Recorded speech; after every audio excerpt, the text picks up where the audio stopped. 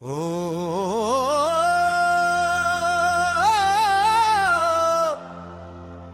భూమి గుండెలో వెలిగిన జ్యోతి, వేదాల ఊపిరిలో వినిపించిన సత్యం, యుగాలు మారినా మారని మార్గం అది సనాతన ధర్మం.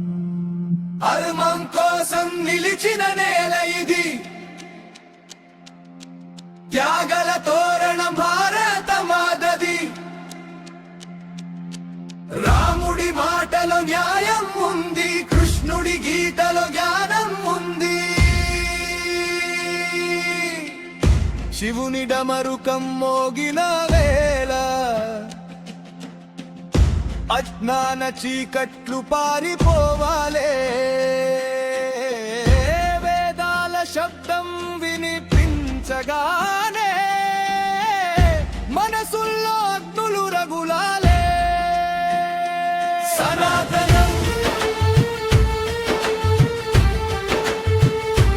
సనాతనం శాశ్వత జ్యోతి సనాతనం.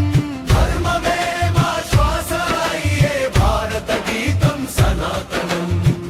వసుధైవ కుటుంబకం మానవత్వమే మంత్రం. ధర్మో రక్షతి రక్షితః అదే మా జీవ సూత్రం. గంగ తీరాన జపించిన మంత్రం, హిమాలయాల్లో నిలిచిన తపస్సు, యోగుల శ్వాసలో బ్రతికిన శక్తి, భక్తుల కన్నీళ్లలో కనిపించిన భక్తి.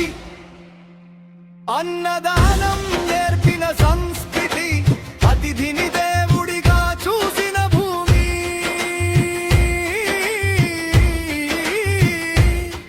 ప్రతి జీవిలో శివుడే ఉన్నాడని ప్రపంచానికి చెప్పిన ఋషులు వీరు.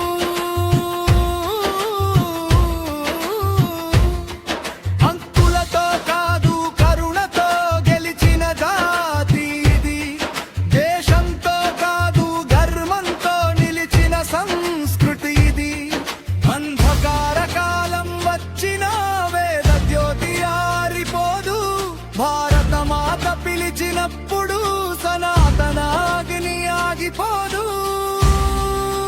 హర హర మహాదేవ, జై శ్రీరామ్, గోవింద గోవింద రాధే శ్యామ్.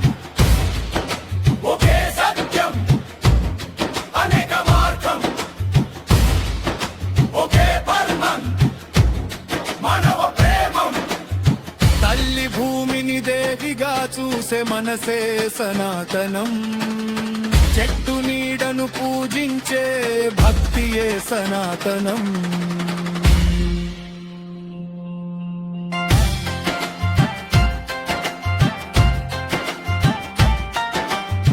వేదం పలికిన ప్రతి అక్షరం మానవతా గానం. ధర్మం కోసం బ్రతికిన వాడే నిజమైన భారత సంతానం.